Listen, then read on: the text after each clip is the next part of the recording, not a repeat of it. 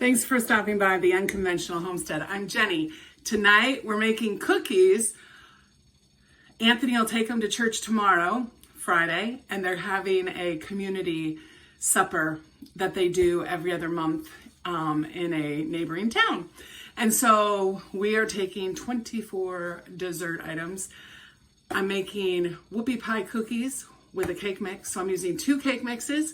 This is coconut flavor. I think it'll be pretty good. So come follow me and I'll show you my tricks.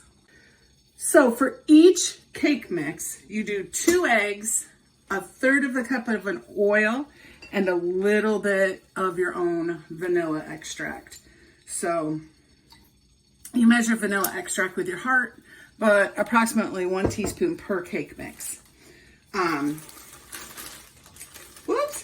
Any cake mix will do. I usually try to find ones that are on sale. I already had 3 eggs in there, but I wanted to do 1 egg on camera. And with these, I use my smallest cookie scoop. And I usually get 23 to 24 per box. And since I need 48, we're going to hope for 24 per box today. So I'm not going to scoop them too big.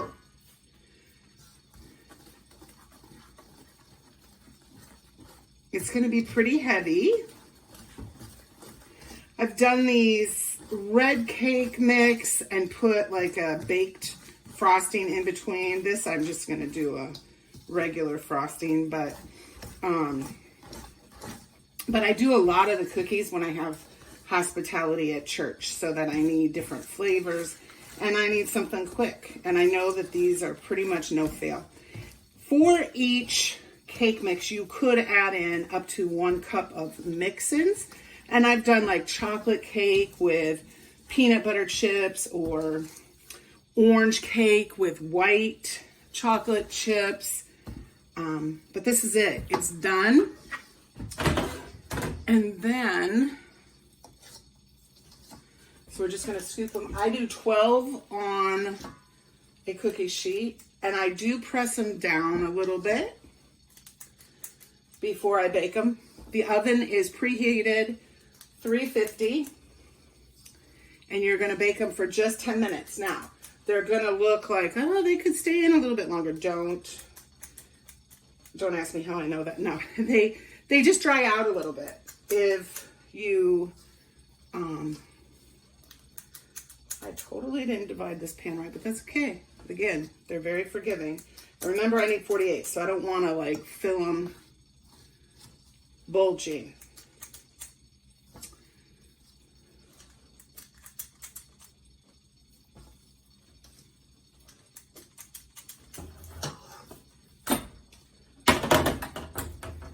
And I do 2 pans at a time in my oven. I do 1 on the upper rack and 1 on the lower rack. Because usually I'm in mass production.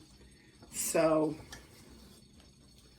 I should ask Mom. Well, Mom is going to be doing a collaboration with me on Christmas cookies. We're doing a collaboration in end of this month. And we're going to be filming next Saturday, and I'll have to see if she uses both racks of her oven, because she is the cookie expert. Mom doesn't do cake mix cookies. She does very elaborate cookies. But I will say, people love these. I've done lemon, strawberry, orange. Yeah, so people, and chocolate. People love them. So they don't care that they're not fancy or designer cookies. People just like cookies. Okay, so I just go like this. Lightly tap them down and put them in the oven for 10 minutes. I'll bring you back when they're done.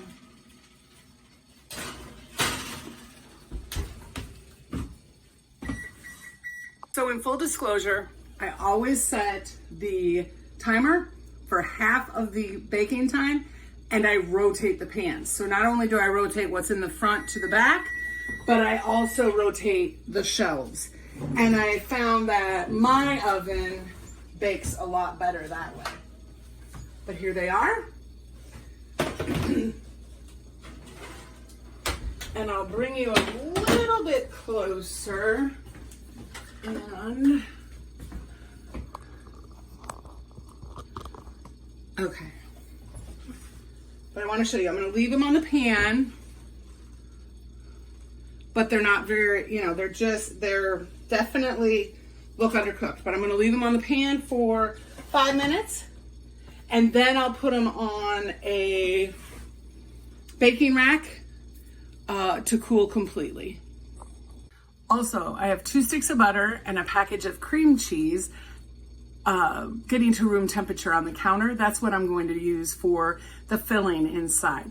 For a truly cream cheese frosting, you would use 1 stick of butter, or I do at least, 1 stick of butter to 1 cream cheese. I'm going to do 2 sticks of butter to 1 cream cheese because I don't want it too overpowering of the cream cheese, but I think that'll give it a little bit more structure. That's my thought process. I don't know if I'm right or wrong. The other thing is I think I'll have extra frosting, but I always freeze it, and that way I'll have it the next time I need to do something like this. As long as you remember that you have it. So you need to put a note on your freezer or in your note app or something to remember that you have it. But I'll bring you back when it's that time. Okay, so the cookies are done. Let me show you, and I got 48. So they look really nice. I got the last 2 pans here cooling off. I have the 2 sticks of butter and the 1 8-ounce block of cream cheese. I have coconut extract that I'm going to add to this. Yeah, about 1 teaspoon I'm going to do. I'm going to add just a little pinch of salt. And then I think I'm going to start with 2 to probably 3 cups of powdered sugar. I have a 3/4 cup, so we'll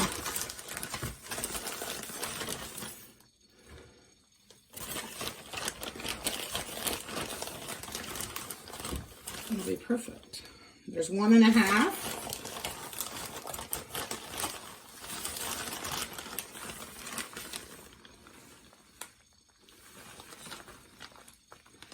Again, if you've ever made homemade frosting, it doesn't have to be exact, because you can always add a little milk, and then you can add a little powdered sugar if you have to.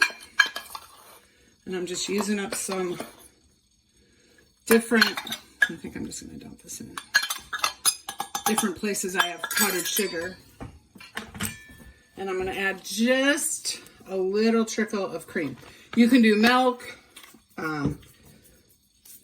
almond milk, whatever. I had it in my KitchenAid, and my KitchenAid stopped turning, so that's not cool, but it is what it is. Our KitchenAid we bought from somebody, and it wasn't refurbished, but probably 5 or 6 years ago, and we really worked it hard this year with our tomatoes. So I'm kind of not surprised, but I'm going to see if we can get it working or find somebody who can. Okay, I think I want a little more powdered sugar. And this again is just going to go off of your feeling. And if you've never made your own frosting, you will be amazed at how easy it is, but how much better it tastes. And you can't really mess it up. I'm just going, my mom has always made her own frosting, so that's all I've ever done.